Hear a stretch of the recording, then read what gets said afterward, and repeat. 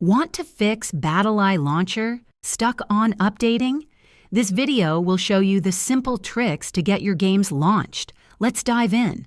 First things first, BattlEye Launcher getting stuck on updating usually means there's a problem with network connectivity, file permissions, or a corrupted BattlEye installation. Now, the easiest fix is to restart your PC. A full system reboot can often clear any lingering file locks or background processes that are preventing BattlEye from updating. Next, check your internet connection for stability.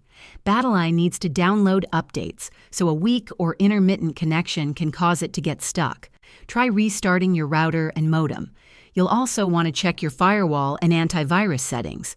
Your security software might be blocking BattlEye's connection to its update servers or preventing it from writing files. Temporarily disable them and try launching the game. If it works, add exceptions for BattlEye and the game. You can also try repairing BattlEye directly.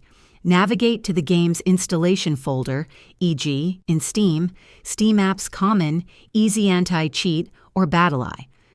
Look for uninstall battleye.bat or similar to uninstall.